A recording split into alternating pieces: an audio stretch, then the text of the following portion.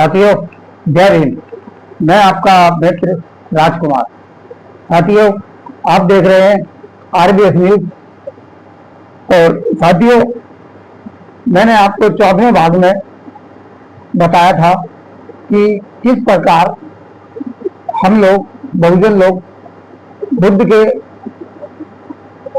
संग में जुड़ते गए और जुड़ने के बाद हम लोगों को जो बुद्ध के संग में जो मान सम्मान, इज्जत, शिक्षा, हर चीज मिली, वो हमें अपने समाज में क्या कि किसी ने भी हमें उतना मान सम्मान, इज्जत नहीं दी, ना ही हमें जीवन का कोई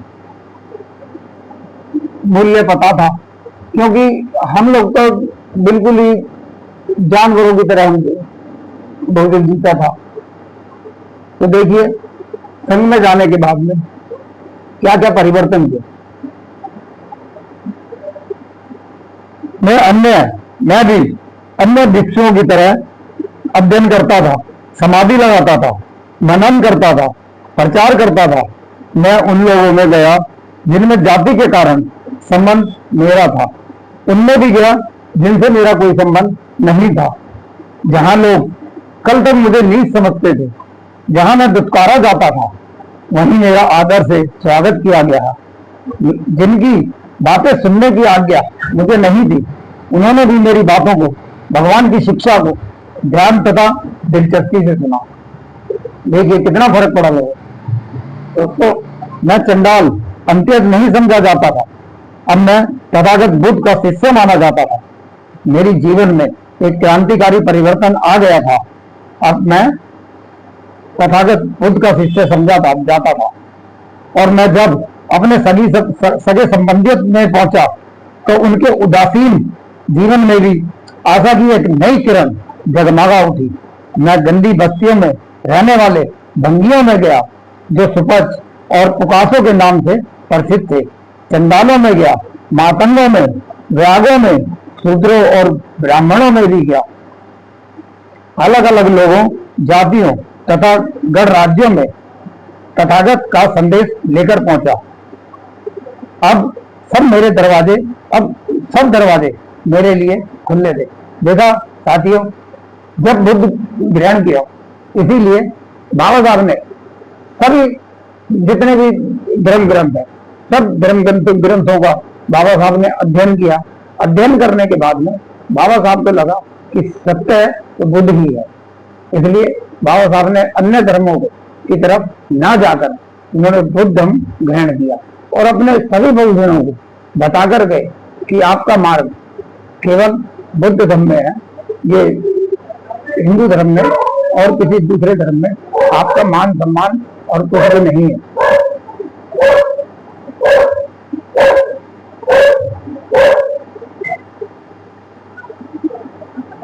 उनमें से 22 भिक्षु बने। मैं जिन जिन भी दरवाजों पर गया बुद्ध का संदेश लेकर, उनमें सबके साथ भिक्षु बनते गए और संघ की लगातार जितनी भी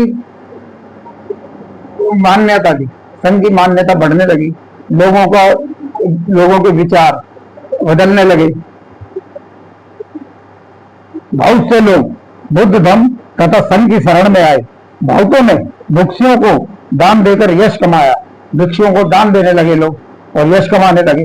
संघाराम तथा बुद्ध विहार बनाए। संघ को बड़े दान दिए। अपना जीवन में परिवर्तन लाए। लोग अपने जीवन में संघ में जाके परिवर्तन लाने लग गए। सत्य को समझा, अपना दृष्टिकोण बदला। सत्य, अहिंसा, करुणा, मैत्री, त्याग, अध्ययन, ज्ञान तथा बहुजनों के हितों और बहुजनों के सुखों की बातें आम होने लगी और साधारण घर तथा समाज का वातावरण बदलने लगा। सुख शांति का प्रसार होने लगा। विश्वास, श्रद्धा, प्रेम बढ़ा। लोग मारो लूटो की हुल्लड़बाजी छोड़कर देश और समाज को शांत खुशहाल बनाने में लग गए। वे नशे के आदि हानिकारक वस्तुओं से घृणा करने लगे। जिसका जीवन शीलवान था वह ऊंचा जाने लगा। सत्य और अहिंसा आदर्श बनने लगा। अंधविश्वास और रूढ़िवादी समाप्त होने लगी। यश कमाने के लिए, यश कमाने के ऊंचे रास्ते का महत्व समझने लगे। देखिए, लोग अब धन के पीछे ना भागकर लोग अपने मान सम्मान को बढ़ाने के लिए अपने ज्ञान के पीछे लोग भागने लगे। युद्ध के बजाय बुद्ध, युद्ध की बजाय बुद्ध, संपत्ति की बजाय नैतिकता। देखिए कि लोग आज क्या समझते हैं, लोग समझते हैं जिसके पास पैसा होता है वो ही अपना सब कुछ, उससे बड़ा कोई हो ही नहीं सकता। जिसके पास पैसा है, छोटी जात है या बड़ी जाति का है या किसका भी है, बस पैसा होना चाहिए, आदमी अपना खूब बढ़िया जीवन, अच्छी तरह जीवन जी सकता है। और लोगों को इतना नहीं पता, पैसा भी, आदमी के पास पैसा भी नहीं रहता, मान सम्मान भी चला जाता है, ठीक है। लेकिन शिक्षा और ज्ञान एक ऐसी चीज है जो कोई नहीं ले सकता, और ज्ञान आपको बुद्ध धम्म में ही मिलेगा।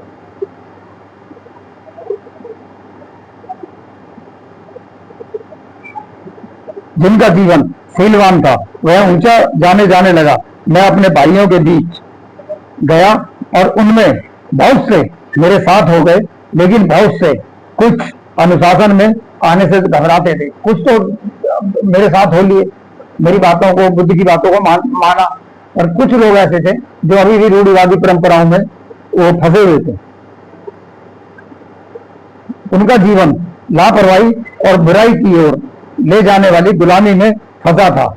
वे उनके आदी हो चुके थे और उसी जीवन से प्यार करने लगे थे।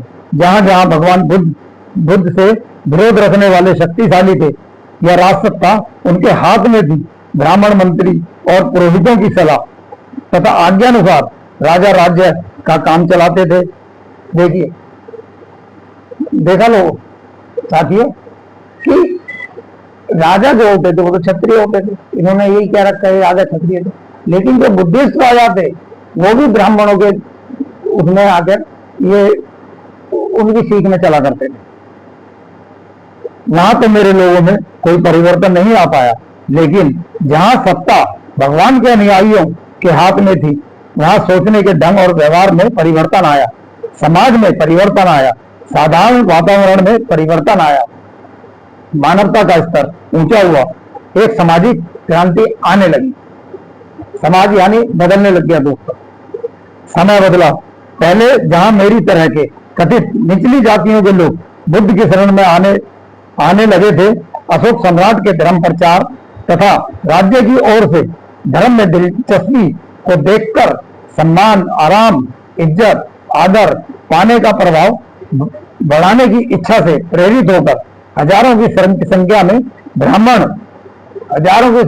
ब्राह्मण बिल सिले कपड़े, धोती पहनकर, जनेऊ, चोटी छोड़कर, पीले वस्त्र पहनकर, देखिए बड़े गौर से सुनो साथियों कि किस तरह बुद्ध धम्म में ब्राह्मण अपना धीरे धीरे एंट्री करने लग गया। देखिए कैसे करता है, धोती, बिना सिले कपड़े, जनेऊ, चोटी छोड़कर, पीले कपड़े, वस्त्र पहनकर संघ में शामिल होने लगे। ज्यों ज्यों उनकी संख्या बढ़ने लगी, इसमें संघ ही नहीं धर्म भी दूषित और भ्रष्ट होने लगा। यानी जो बुद्ध धम्म था, धर्म नहीं दोस्तों, धम्म, बुद्ध धम्म भी इसमें भ्रष्ट होने लगा। कैसे भ्रष्ट हो रहा देखिए, संख्या तो बढ़ गई, यानी संघ में संख्या तो बढ़ गई, लेकिन धम्म में कमजोरियां और बुराइयां आने लगी, ऊंच नीच की भावना भी पैदा होने लगी। देखिए बोलते हैं ना हमारे लोग कि ये थोड़े से 3% आदमी, इन्होंने कैसे टोटल इतने बुद्धिस्टों का इतना बड़ा हमारा देश, उनको सबको ये कैसे किस ढंग से इन्होंने काबू किया। देखिए बहुत समझने की, हमारा समाज इतना पढ़ता नहीं है, बुक्स नहीं पढ़ता, महंगी बुक्स होती हैं, आर्थिक कमजोर है हम लोग, तो हम इतना पढ़ नहीं पाते हैं। फिर भी मैं कोशिश करता हूँ कि ज्यादा से ज्यादा बुकें आप तक मैं ला सकूं और छोटी से छोटी वीडियो बना के आप तक मैं पहुंचा सकूं। ऊंच नीच की भावना पैदा होने लगी। पहले तो लोग भगवान बुद्ध की शरण में आते थे, वे सत्य, समानता, शांति तथा निर्वाण की खोज में आते थे। तथागत के नए धर्म को श्रद्धा और विश्वास से अपनाते थे। पंचशील, दसशील, अष्टांगिक मार्ग और दृढ़ता से अमल करते थे। दिन रात अपने दोषों को मिटाने तथा स्वस्थ जीवन बिताने की कोशिश करते थे। उनका उद्देश्य था कि भगवान बुद्ध के दिखाए मार्ग पर चलकर स्वयं वह तथा मानवता का दुख दूर करें।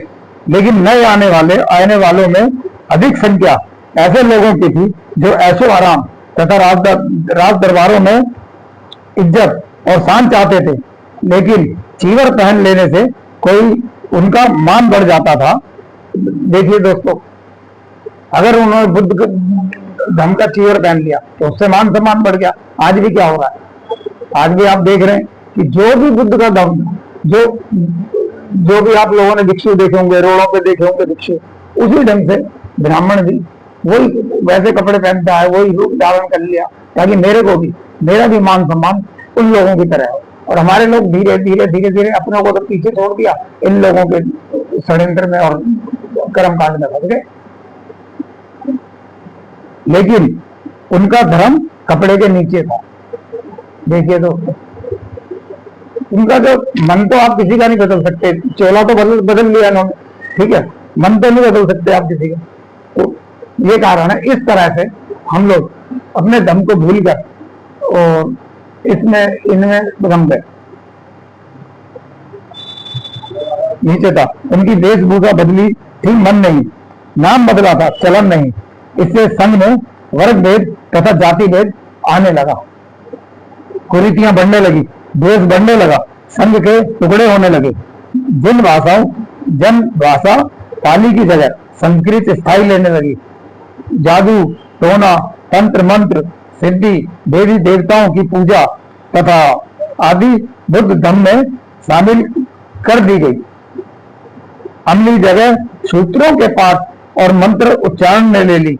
जो कुछ ब्राह्मण करते आए थे वे कुछ वैसा ही बहुत भिक्षु भी करने लगे।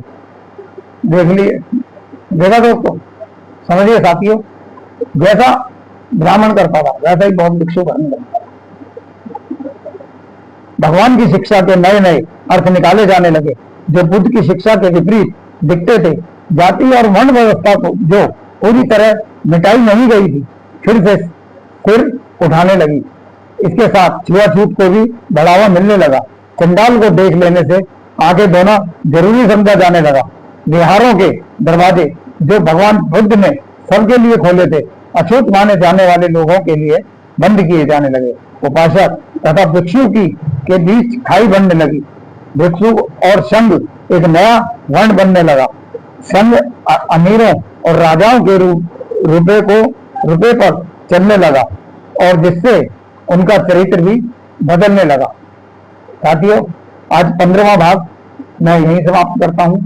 इसके आगे का भाग अभी 16वें में सुनाता हूं कि किस तरह से हमारा समाज ये नीच जाति की तरफ बढ़ा।